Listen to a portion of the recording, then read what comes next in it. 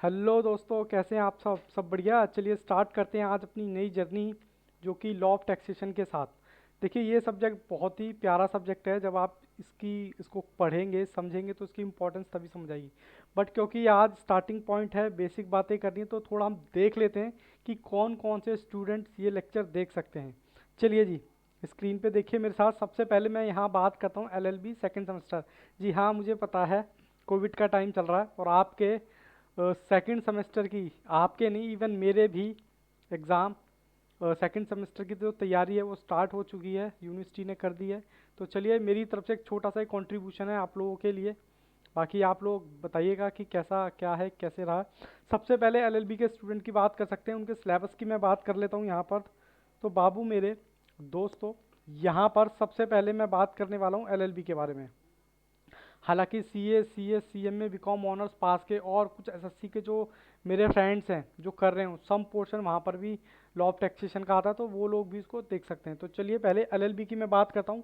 LLB में सबसे पहले सिलेबस की बात करूँ तो सबसे पहले बोलता है कि इनकम टैक्स का इंट्रोडक्शन बता दो। हालांकि डेफिनेशन इसी का पार्ट है इंट्रोडक्शन का, बट कोई बात नहीं, डेफिनेशंस भी हैं कुछ, वो भी देखेंगे। रेसिडेंस स्टेटस क्या होता है, क्यों डिटरमाइन करते हैं, ये यहाँ पर सैलरी दे रखा है, PGB income from house property दे रखा है, पीजीबीपी दे रखा है, डेप्रिसिएशन अलाउंस, ये सारी चीज़ें देखेंगे। अभी फ़िलहाल कैपिटल गेन और इनकम फ्रॉम अदर सोर्स, बस थोड़ा सा मुझे टाइम दो, मैं सारी चीज़ें एक्सप्लेन करूँगा कि ये किस बारे में ये रामायण लिखी हुई है। बस थोड़ा सा आप मेरे को टाइम दें। अभी फ़िलहाल सिर्फ सिलेबस की तरफ निगाह मार लें कि यहाँ सर ये हैं। और सर सीएस वाले स्टूडेंट या सीएमए वाले स्टूडेंट, उनके लिए तो थोड़ा सा ज़्यादा है। इंट्रोडक्शंस है, रेसिडेंस स्टेटस है, income which do not part of total income एक चैप्टर अलग से है, salary, house property, PGBP, depreciation, business expenditure loss, capital gain, income from house property. बस जी, एलएलबी वालों का जो सिलेबस है वो यहीं पर ख़त्म हो जाएगा। बट जो सीए, सीएस, सीएमए वाले हैं, clubbing, setup and carry forward, deduction, computation of total income, advance tax, TDS और रिटर्न ऑफ इनकम, ये सभी चैप्टर हैं जो एडवांस लेवल के जो चैप्टर हैं, ये हम वहाँ पर करेंगे। क्योंकि ये एलएलबी वालों के लिए नहीं है, एलएलबी वालों के लिए सिर्फ इतना सा है जी। ठीक है जी, तो खुश होने की बात है क्योंकि बहुत ही छोटा सा हमारा सिलेबस है। चलिए देखते हैं, स्टार्ट करते हैं। देखिए, मैं आपको बुक की क्या कहते हैं लैंग्वेज भी बताऊंगा और बुक में जो थ्योरेटिकल बातें हैं वो भी मैं करूंगा, बट प्रैक्टिकल क्या है, रियल लाइफ में कैसे होता है, वो भी मैं बताऊंगा। सबसे पहले मैं आपके साथ कुछ बेसिक सी बातें कर लेता हूँ। आपके मन में एक डाउट आ रहा होगा कि सबसे पहले टैक्स क्या होता है। सबसे पहले लॉ ऑफ टैक्स पढ़ रहे हैं तो जाहिर सी बात है मन में पहली बात यही आएगी कि लॉ ऑफ टैक्स क्या होता है, यानी मीनिंग ऑफ टैक्स क्या होता है। तो मैं अगर आपसे सिंपल वे में बात करूं, आप हैं, आपके फैमिली में पापा या मम्मी हैं, ऑब्वियस सी बात है कोई ना कोई इनकम तो कमाएगा ही ना। जी हाँ सर, बिल्कुल बात ठीक है, कोई ना कोई इनकम कमाएगा। बट जब आपके फादर या मदर में से कोई ना कोई इनकम कमाएगा पूरी फैमिली को चलाने के लिए, तो साहब यहाँ तो पूरी कंट्री का सवाल है, पूरी कंट्री को चलाना है। पूरी कंट्री को चलाने क्या उसके उसके लिए आपको पैसे की रिक्वायरमेंट नहीं होगी, या मैं कहूँ रिवेन्यू की रिक्वायरमेंट नहीं होगी। तो यहाँ पर पूरी कंट्री को, अब कंट्री के पास सोर्स क्या है भैया, कंट्री के पास जाहिर सी बात है सोर्स क्या है, टैक्स का। वो क्या करती है, अमीरों से लेती है और गरीबों को बांटती है। तो सेम यही रॉबिन हुड पांडे, मतलब वही चीज़ आप यहाँ पर कह सकते हैं कि भैया कि हमारी जो गवर्नमेंट क्या काम कर रही है, रॉबिन हुड का काम कर रही है कि भाई अमीरों से लेते लेते हैं और गरीबों में उसको बांट देते हैं। तो चलिए यहाँ पर एक छोटी सी मैंने खुद से ही डेफिनेशन बनाई है कि टैक्स का मतलब क्या है। Tax is a mandatory payment, कहता है मैंडेटरी पेमेंट है which is given by the person. कौन पर्सन, हम और आप। हम और आप कमाएंगे प्रॉफिट या इनकम कमाएंगे, उसका पैसा हम कहाँ देंगे, वहाँ पर देंगे, तभी उसको कहा जाता है पर्सन। किसको देंगे, गवर्नमेंट को। अब गवर्नमेंट को क्वेश्चन ये रेज होगा, सर क्यों दे, मैं तो नहीं देता अकाउंट। भैया गवर्नमेंट कहती है आपको जो फ्री एजुकेशन, अब कुछ मेरे फ्रेंड्स यहाँ पर दिल्ली से हैं, कुछ यूपी से होंगे, तो मैं दिल्ली से मैं बात करूँगा कि दिल्ली के जो मिनिस्टर हैं वो केजरीवाल, अब केजरीवाल जी ने स्कूल बहुत अच्छे कर दिए यहाँ पे। तो उस स्कूल को अच्छा करने के लिए मुझे बताइए क्या पैसे की रिक्वायरमेंट होगी या नहीं होगी, मनी की रिक्वायरमेंट होगी नहीं होगी, तो उनके पास सोर्स क्या है, टैक्स।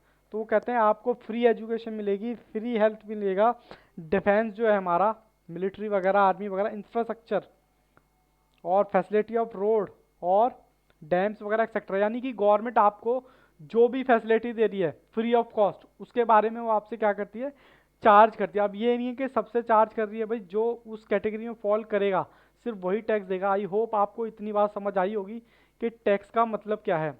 अब दूसरी चीज़, क्योंकि हम लॉ के स्टूडेंट हैं, हमारे मन में एक सवाल आता है, क्वेश्चन रेज होता है कि सर क्या टैक्स कोई भी कभी भी चलाता है? देखो, किसी भी कंट्री को चलाने के लिए सबसे सुप्रीम जो डॉक्यूमेंट होता है वो आप जानते हो, कॉन्स्टिट्यूशन ऑफ इंडिया। ठीक है, इंडिया का जो कॉन्स्टिट्यूशन है जो पूरी कंट्री को चलाता है। अब एक बात बताओ, मोदी जी आते हैं, हमारे प्राइम मिनिस्टर हैं इंडिया के, और वो आते हैं और वो सिंपल सा बोल देते हैं कि दोस्तों कल से 100 के नोट नहीं चलेंगे, कल से 1000 के नोट नहीं चलेंगे। तो क्या वो कुछ भी बातें हवा में कर देते हैं? सर नहीं, उनको पावर देखनी होती है। क्या मुझे नोटबंदी की पावर दे रखी है कॉन्स्टिट्यूशन में या नहीं? अगर पावर दे रखी है तभी वो क्या कहते हैं ये जो है आपका फैसला लेते हैं, अदरवाइज वो नहीं ले सकते। यानी सबसे पहले उनको पावर चेक करनी पड़ेगी, कहाँ पर? कॉन्स्टिट्यूशन में। ठीक उसी तरह से उन्होंने लॉकडाउन लगा दिया। ठीक है जी, यहाँ पर दिल्ली में तो केजरीवाल जी ने लगा दिया, बट लॉकडाउन लगाना है।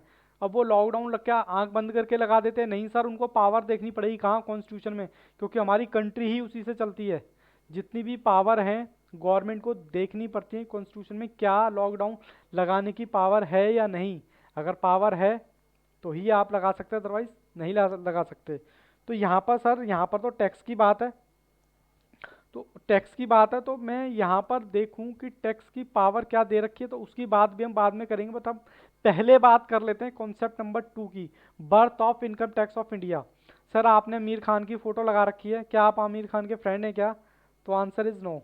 मैंने आमिर खान की जो पिक लगा रखी है वो कुछ क्या कहते हैं आपको दिखाने के लिए, कुछ बताने के लिए लगा रखी है। देखिए पुराने टाइम में क्या होता था, 1897 आपको याद होगा, Mangal Pandey the rising hero, इसके ऊपर एक मूवी भी बन चुकी है, जो इसका मैंने पोस्टर यहाँ लगा रखा है। तो वहाँ पर क्या था, 1857 ने जब ब्रिटिश की वो होती थी, क्या कहते हैं, ब्रिटिश की गवर्नमेंट होती थी, तो उन्होंने क्या किया था कि उनके खिलाफ जो है क्या कर दिया था, एक जंग छेड़ दी थी, मतलब एक लड़ाई छेड़ दी थी कि भाई क्या कहता है ब्रिटिशो अब जाओ यहाँ से, हिंदुस्तान से। तो वो बात है 1857 की, और ये मूवी भी उसी के ऊपर बेस्ड है। तो 1857 में जो ब्रिटिश थे उनको बहुत ज़्यादा लॉस हुआ, तो उन्होंने क्या कहा कि भाई ये जो लॉस पूरा हुआ है, एक काम करो, इंडिया में ना टैक्स लगाया जाए। तो हाँ, ये 1857 की बात कर रहा हूँ, सॉरी 1857। तो ये जो मूवी है लगान, ये भी कहीं ना कहीं वहीं से आती है। तो इस सर जेम्स विल्सन ये थे जी जिन्होंने इंडिया में फर्स्ट टाइम टैक्स लगाया था, मतलब अपना बजट पेश किया था 1857 में। तो उसकी थोड़ी सी मैं यहाँ पर थ्योरी की बात करता हूँ। Income tax was introduce first time in India 1860 में। जी हाँ, 1860 में लगाया था सर जेम्स विल्सन ने। ठीक है नी, जेम्स विल्सन ने 1860 में लगाया था। उसकी बात हम यहाँ पर करने वाले हैं। और ये दिखते कैसे हैं, ये दिखते हैं, बस थोड़ा सा क्या है, क्यों to meet out the because of unity of 1857, यानी 1857 में जो लॉस हुए थे उनको राइट ऑफ करने के लिए। और फर्स्ट एक्ट जो पास हुआ था वो हमारा पास हुआ था 1957 में, यानी उसको इम्प्लीमेंट करते करते क्या हो गया, मतलब 1857 में जो लॉस हुए थे उसकी रिकवरी करने के लिए उन्होंने 1960 में टैक्स लगाया था इंडिया के अंदर। फिर बाबू क्या हुआ, सब आज़ाद हुआ, इंडिपेंडेंट हुआ इंडिया। फिर उसके बाद क्या हुआ, यही एक्ट हमने उठा लिया और यही एक्ट में अपने अकॉर्डिंग थोड़े बहुत चेंज करके उसको क्या कर दिया, इम्प्लीमेंट कर दिया। जी हाँ, अब इंडिया की बात हुई तो इंडिया में ये कब इम्प्लीमेंट हुआ था, इनकम टैक्स 1960। ठीक है जी, ये पूरी इंडिया पर एप्लीकेबल है। क्या सर जम्मू एंड कश्मीर पर भी एप्लीकेबल है? सर जम्मू एंड कश्मीर में को स्पेशल स्टेटस क्यों दिया जाता है, इसकी बातें बाद में करेंगे। बट फिलहाल ये मान के चलें कि इनकम टैक्स एक्ट जो है पूरी इंडिया पर एप्लीकेबल है, इंक्लूडिंग जम्मू एंड कश्मीर। ठीक है जी, इतनी बात आपको समझ आई या नहीं, पहले तो इस चीज़ का मुझे जवाब दीजिए। हाँ सर, इतनी बात समझ आती है। मैंने अभी तक आपके साथ दो बातें डिस्कस की हैं। दो बातें सर, कौन कौन सी दो बातें मैंने डिस्कस की हैं? एक तो टैक्स का मतलब क्या होता है, क्यों ज़रूरी होता है। दूसरा मैंने इसकी हिस्ट्री, मतलब फर्स्ट टाइम इंडिया में किसने लगाया था। बट हमें इतना डिटेल में नहीं जाना है, बट क्योंकि ये और भी बच्चे देखते हैं CS CMA वाले, तो उनके लिए थोड़ा सा डिटेल में पोर्शन हो जाता है, क्योंकि वहाँ MCQs और मल्टीपल चॉइस क्वेश्चन या ट्रू एंड फॉल्स में कई बार आ जाता है। ठीक है जी, इतनी बात क्लियर है या नहीं मेरे को बताएं, फिर मैं थोड़ा सा आगे चलता हूँ। अब सबसे पहले जो मैं बात कर रहा था, मोदी जी कोई भी कॉन्सेप्ट नंबर यहाँ पर 3 है, constitutional background of tax in India. Taxes in India. मतलब क्या है इसका? मतलब सिंपल सी बात है, जैसे मैंने बात की थी कि सर लॉकडाउन लगाना है, नोटबंदी करनी है, या कोई भी क्या कहते हैं हमें लॉ बनाना है, तो उसमें सबसे पहले हमें देखना पड़ेगा कहाँ पर, कॉन्स्टिट्यूशन ऑफ इंडिया में। कॉन्स्टिट्यूशन ऑफ इंडिया में देखने से पहले हमें चेक करना पड़ेगा क्या उसमें हमारी पावर दे रखी है बनाने की या नहीं।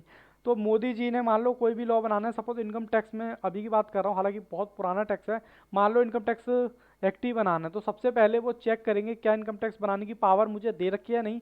तो सर वो पावर कहाँ दे रखी है? तो भैया मैं इनकम कॉन्स्टिट्यूशन ऑफ लॉ में गया, वहाँ पर सेक्शन नहीं होते, वहाँ पर आर्टिकल्स होते हैं। तो आर्टिकल 246 के, जी हाँ आर्टिकल, मोदी जी ने देखा आर्टिकल 246 के 7th शेड्यूल में, उन्होंने देखा कि भाई 3 लिस्ट दे रखी हैं। कौन कौन सी लिस्ट दे रखी हैं? 3 लिस्ट, जिसको बोलते हैं यूनियन लिस्ट, स्टेट लिस्ट और कॉन्करेंट लिस्ट। अब यहाँ पर यूनियन लिस्ट का मतलब है सेंट्रल गवर्नमेंट। अब सेंट्रल गवर्नमेंट में इंडिया में फिलहाल मैं जो भी बात कर रहा हूँ करंट की बात कर रहा हूँ, क्योंकि मोदी जी की चल रही है, ठीक है जी। तो यहाँ पर मैंने इसीलिए मोदी जी खड़े करके जो भी एक्ट बनाएंगे यूनियन लिस्ट में जो मैटर दे रखे हैं, उनको पावर किसके लिए? Central government of, central government किसकी है? मोदी जी की। अब स्टेट गवर्नमेंट, स्टेट गवर्नमेंट मैंने यहाँ 2 पिक्चर लगा रखी हैं, तो दिल्ली से हैं तो केजरीवाल और यूपी से हैं तो अपने योगी जी, ठीक है जी। अब स्टेट गवर्नमेंट में भी कुछ लिस्ट दे रखी हैं, ठीक है। अब वो लिस्ट दे रखी हैं, जो जो मैटर दे रखे हैं उनके ऊपर लॉ बनाने की पावर स्टेट गवर्नमेंट के पास भी है। और कुछ कॉन्करेंट लिस्ट, कॉन्करेंट लिस्ट का मतलब जिनके पास मतलब ऐसे मैटर है जिसमें दोनों मिलकर, जी हाँ सेंट्रल और स्टेट गवर्नमेंट दोनों मिलकर क्या बना सकते हैं? लॉ बना सकते हैं, वो वाले मैटर आपके हैं। अब देखो आपने एक दे रखा होगा कि भाई जो हमारा ये जो एग्रीकल्चर के ऊपर जो मोदी जी एक बिल लेके आए हैं, जिसके ऊपर किसान जो हैं धरने पर बैठ गए, उसके अगेंस्ट बैठ गए। सबसे पहली चीज़ तो मैं आपको लीगली बता दूं कि वो जो बिल है वो एग्रीकल्चर का बिल बनाने की पावर सेंटर के पास है ही नहीं। यानी अगर आप यूनियन लिस्ट में चेक करेंगे तो वो एग्रीकल्चर का जो मैटर है वहाँ पर है ही नहीं, ठीक है। जब है ही नहीं तो उनको पावर भी नहीं है। अभी इनिशियल लेवल पे मैं ये बोल सकता हूँ क्योंकि मैंने भी थोड़ा बहुत लॉ पढ़ा है, तो लेकिन जैसे जैसे एक्सपर्टीज नॉलेज आती जाएगी तो हम भी एक्सपर्ट होते जाएंगे और हमें पता चलता रहेगा कि कैसे गवर्नमेंट भी लूप फॉल उठाती है, किसका? लॉ का। तो चलिए यहाँ पर मैं इनकम टैक्स की बात कर रहा हूँ। इनकम टैक्स जो चार्ज होता है एंट्री नंबर 82, जी हाँ। अब ये खाली इनकम टैक्स के लिए एंट्री नंबर 82, यानी कि एंट्री नंबर, दोबारा से बोल रहा हूँ, आर्टिकल 246 के 7th शेड्यूल में 3 लिस्ट दे रखी हैं। 3 लिस्ट में से यूनियन लिस्ट में एंट्री नंबर 82 से हमारा क्या चार्ज होता है? Income tax. यानी कि इनकम टैक्स लगाने की जो पावर है वो एंट्री नंबर 2 देती है। बाकी मैं बोल रहा हूँ कि ये सेंट्रल गवर्नमेंट के हाथ में पावर है किसके? पेट्रोल पर टैक्स लगाने की। और पेट्रोल अभी भी जीएसटी के दायरे में नहीं आया है, अभी भी उस पर एक्साइज ड्यूटी चार्ज होती है। अब आप कहोगे एक्साइज ड्यूटी क्या होती है, उसकी बात मैं आगे करूँगा, बट फिलहाल आप ये समझिए इनकम टैक्स कौन लगा रहा है? Central government. लेकिन सर स्टेट गवर्नमेंट के पास भी कुछ पावर है क्या? हाँ सर उनके पास भी पावर है। उनके पास जो पावर हैं अभी ये मत बोलना सर कैसे कैसे एग्जाम देते हो, जो शराब है, शराब मतलब अल्कोहल फॉर ह्यूमन कंजम्पशन, वो भी अभी जीएसटी के दायरे से बाहर है। तो उस पर भी किसका राइट है? मतलब अल्कोहल पर टैक्स लगाने का जो राइट है वो हमारे केजरीवाल साहब का है, और मतलब स्टेट गवर्नमेंट का है, सिंपल सी। बाकी दोनों मिलकर, अब जैसे कि मान लो कोविड का टाइम चल रहा है, कोविड का टाइम चल रहा है, दोनों स्टेट मिलकर कॉन्करेंट जो भी मतलब जो भी जन कल्याण के लिए, शुद्ध देसी भाषा में बात करूं, जन कल्याण के लिए जो भी अच्छा रहेगा हमारा, मतलब जो भी उनको लगता है कोविड से रिलेटेड लॉ बनाने चाहिए या लॉकडाउन लगाना चाहिए, क्या करना चाहिए, तो दोनों मिलकर यहाँ पर ये लोग कर सकते हैं, ठीक है जी। लेकिन मैं यहाँ पर सिर्फ और सिर्फ अभी टैक्सेशन की बात कर रहा हूँ, ठीक है जी। अब आपके मन में एक डाउट आ रहा होगा, डाउट बाद में आएगा, पहले हम बात कर लेते हैं types of tax. Types of tax देखो इंडिया के अंदर 2 तरह के, हालांकि टैक्स तो बहुत तरह के हैं लेकिन इनको डिफाइन बेसिकली 2 कैटेगरी में डिफाइन किया। एक तो होता है डायरेक्ट टैक्स, एक होता है इनडायरेक्ट टैक्स। अब आप कहोगे डायरेक्ट टैक्स क्या होता है? भाई डायरेक्ट टैक्स का मतलब है जो आपने कमाया और आप ही दोगे, मतलब आपने इनकम कमाई और आप ही की जेब से निकलेगा, तो मतलब वो डायरेक्ट है। डायरेक्ट मतलब आपकी पॉकेट से निकल रहा है। और एक होता है इनडायरेक्ट टैक्स। अब इनडायरेक्ट टैक्स के पीछे ना मैं आपको कहानी जरूर समझाऊंगा कि इनडायरेक्ट टैक्स होता क्या है, बेसिकली क्या कहानी थी। देखो पुराने के टाइम में क्या होता था, पुराने के टाइम में मैं आपको बात बताऊं, सबसे पहले क्या होता था, किंगडम सिस्टम था, मतलब राजाओं का सिस्टम था। जब कोई भी राजा दूसरे स्टेट में या दूसरे देश में कुछ देता था तो वो राजा को गिफ्ट करता था। सपोज मैं ये फ़ोन मैंने बनाया है, तो मुझे एज अ टैक्स के तौर पे ये गिफ्ट देना पड़ेगा राजा को कि जी मैंने फ़ोन बनाया है, तो ये है, मैं आपके एरिया में बेचना चाहता हूँ। तो राजा से एक तरह से परमिशन ली जाती थी।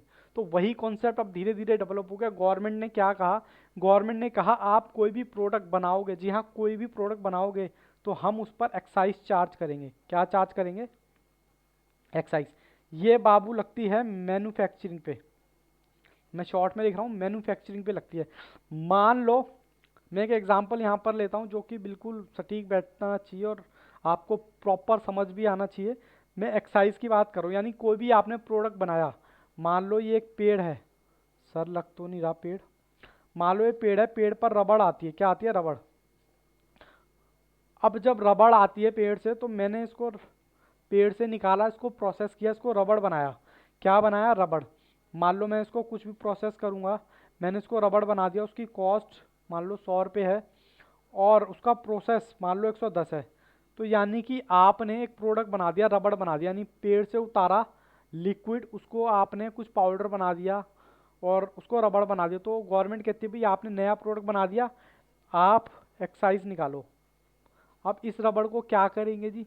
इस रबड़ को अब मान लो एक्साइज बना दिया, तो उस पर मान लो 10 रुपये टैक्स लग गया, तो साहब ये कितनी कॉस्ट हो गई? 120। अब मैं इनडायरेक्ट टैक्स की बात यहाँ पर थोड़ा सा आपके साथ डिस्कस कर रहा हूँ कि क्या है, बेसिकली है क्या। लेकिन फिर यहाँ पर बोला अगर आप बेचोगे, देखो पहले तो आपने कुछ बनाया तो आप बनाने का टैक्स दोगे, फिर आप अगर किसी को बेचोगे तो सेल टैक्स दोगे, तो मान लो 10 रुपये ये भी लग गया। अब प्रोड्यूसर जो निर्माता होता है, जो बनाता है, वो क्या, मैन्युफैक्चर जो क्या होता है भाई, वो क्या आता है, कोई बात नहीं टैक्स ले रहे हो मेरे से ले दो, मैं तो अपनी कॉस्ट बना के आगे सेंड कर दूंगा। अब इससे रबड़ कौन खरीदेगा? मान लो इससे खरीदते एमआरएफ। एमआरएफ मतलब टायर बनाने वाली कंपनियां, वो क्या करेंगी? इससे टायर बनाएंगी। अब इनके पास ये पाउडर है, मान लो 130 है, अब पाउडर है, मान लो ये भी कुछ प्रोसेस करेंगे, उस पर कॉस्ट आई मान लो 20 रुपये। हाँ सर, फिर कितनी हो गई? मान लो 150 रुपये।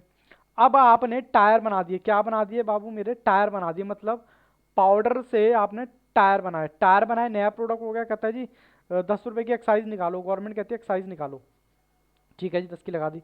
फिर ये टायर बना के अपने पास थोड़े ना रखेंगे, ये टायर बना के किसी थर्ड पर्सन को सेल करेंगे, ठीक है। थर्ड पर्सन को क्यों?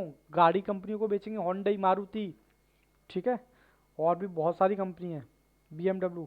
मान लो इन्होंने, इनकी कॉस्ट आ गई कितनी? 160, और इन्होंने सेल भी कर दिया तो 10 रुपये सेल टैक्स का भी लगा लो, तो 170। इन्होंने क्या कर देना, फिर आगे पास आउन कर देना है।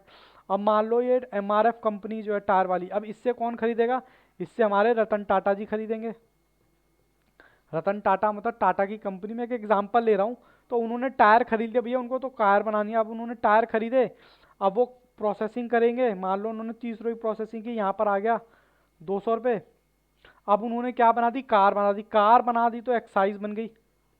अब जब एक्साइज ड्यूटी लगाएंगे, मतलब कार बन गई, नया प्रोडक्ट आ गया, तो एक्साइज ड्यूटी लगेगी, मान लो 10 रुपये फिर लगा दी। अब ये कार फिर सेल करेंगे तो सेल टैक्स लगेगा। तो ये 200 अल्टीमेटली कौन खरीदेगा? ये आप खड़े हैं, ये आप कंज्यूमर हैं, अल्टीमेटली कार आपको खरीदेंगे, 220 रुपये आपको बियर करने पड़ेंगे।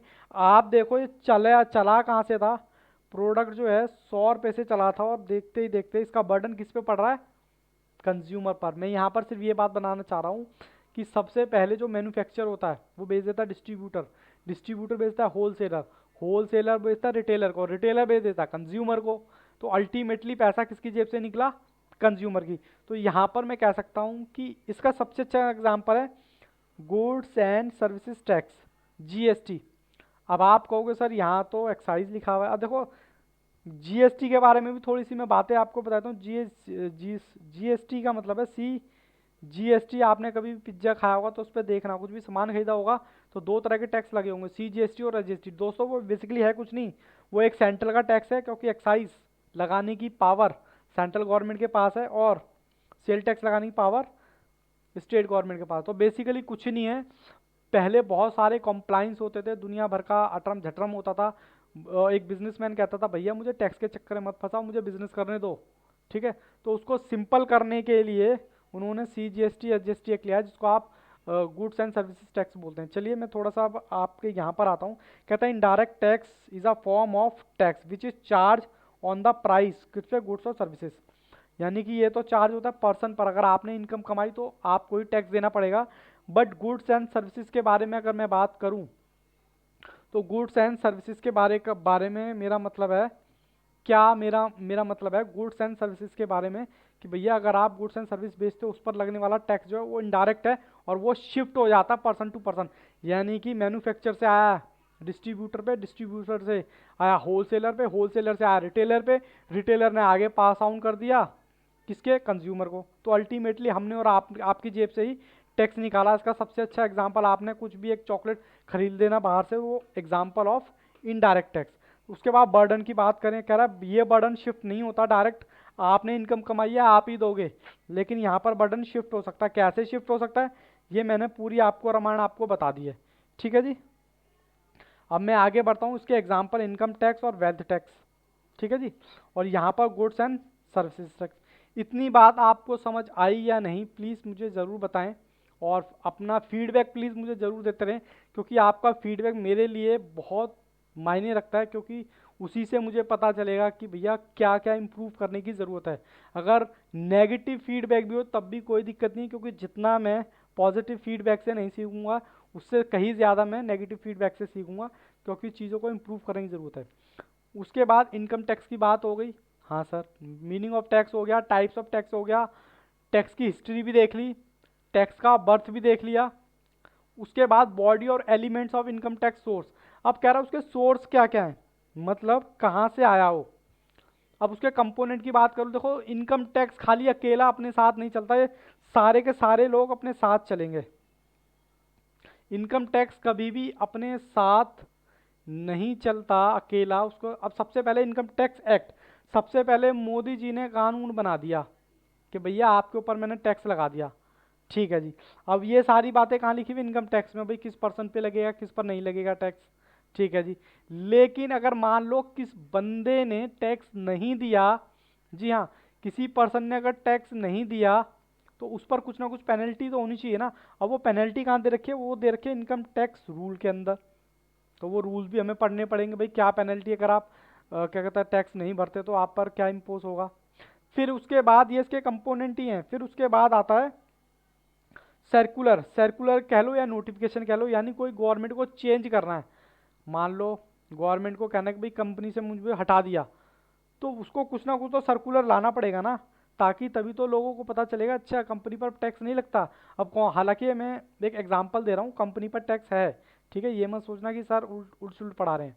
ठीक है, उसके बाद आता है फाइनेंस एक्ट। अब आप कहोगे फाइनेंस एक्ट क्या है, देखो हर साल हमारे फाइनेंस मिनिस्टर जो हैं एक बजट पेश करते हैं कहाँ पर, पार्लियामेंट में।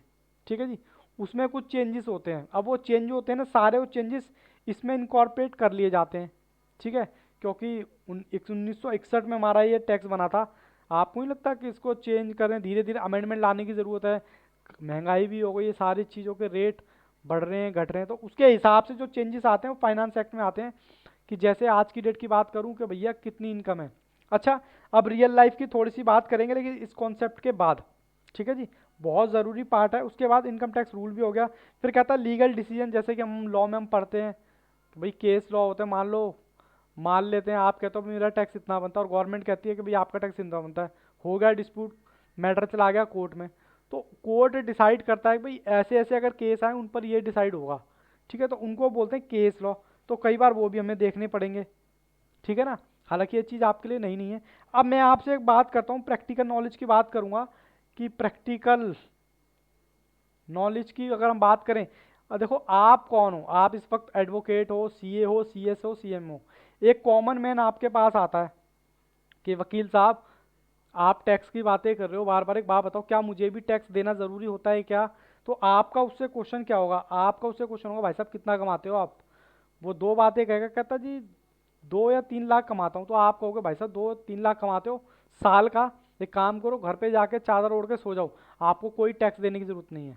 ठीक है जी, चलिए ठीक है, यानी कि यहाँ से आपका पता चल गया कौन से, यहाँ पर हमें टैक्स देने की ज़रूरत नहीं है। 2 से 2.5 से 3 लाख अगर हमारी, मान लो एक और क्लाइंट आपके पास आया कि वकील साहब बताओ मेरी इनकम इतनी है, क्या मेरे पर टैक्स इम्पोज होगा या नहीं होगा। इम्पोज का मतलब क्या, मेरे ऊपर टैक्स लगे नहीं लगेगा। तो आपका पहला क्वेश्चन होगा भाई साहब कितनी इनकम है आपकी। तो आप कहोगे जी 10 लाख मेरी, वो कहता है पर्सन ये वाला कि मेरी इनकम 10 लाख है। तो दूसरा क्वेश्चन आपका क्या होगा, आपका दूसरा क्वेश्चन होगा बात बताओ, आप ये पैसा कहाँ से कमाते हो? वो कहेगा साहब मेरे तो सैलरी से कमाता हूँ। बोलो हाँ के ना, हाँ सर सैलरी से कमाता हूँ। या फिर वो बोलेगा सर मेरी तो बहुत सारी इस कनॉट प्लेस में दुकानें हैं, हाउस प्रॉपर्टी है, वहाँ से भी मेरी इनकम आ जाती है। या फिर वो कहेगा कि साहब मेरा तो अपना बिजनेस है, पीजीबीपी बिजनेस है, या तो मैं तो खुद ही आर्किटेक्ट हूँ, पीजीबीपी मतलब प्रोफेशन है मेरा खुद का, मैं खुद ही आर्किटेक्ट हूँ, बताओ मेरी इनकम कितनी, मेरा टैक्स कितना। या फिर बोलेगा सर मेरा काम नहीं है, मैं तो एक काम करता हूँ कि जो दादा परदादाओं की ज़मीन है ना, जो घर वगैरह है वो बेच देता हूँ, उससे भी मेरे को कुछ प्रॉफिट हो जाता है, तो उसको मैं बोलता हूँ कैपिटल गेन। ठीक है जी। और अदर इनकम, सर मेरे को तो ब्याज आता रहता है और मैं कभी कभी जुआ भी खेल लेता हूँ, तो वहाँ से भी इनकम हो जाती है, उसको बोलते हैं इनकम फ्रॉम अदर सोर्स।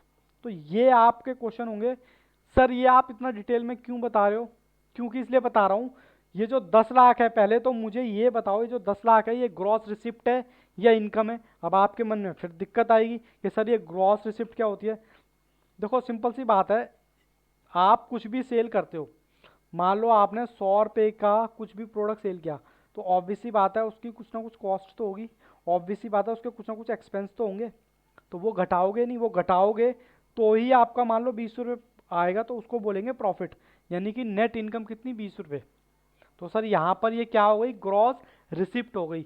अब अगर गवर्नमेंट आपके ऊपर ही छोड़ दे कि साहब आपकी सैलरी इतनी है, घटा लो आपको जितना घटाना है खर्चे, तो भाई साहब आप तो सारे घटा दो बल्कि माइनस में ले आओगे।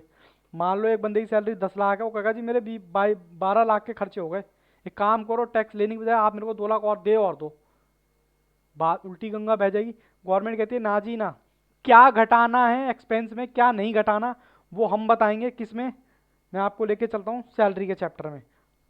यानी कि आपके ये जो सैलरी का चैप्टर है, ये आपको बताएगा कि क्या एक्सपेंस घटेगा, क्या नहीं घटेगा। गवर्नमेंट बताएगी, और गवर्नमेंट कहाँ से बताएगी, गवर्नमेंट ने दे रखा है एक्ट, हालांकि शायद ये बुक आपको दिख रही होगी या नहीं दिख रही होगी, ये देख लो।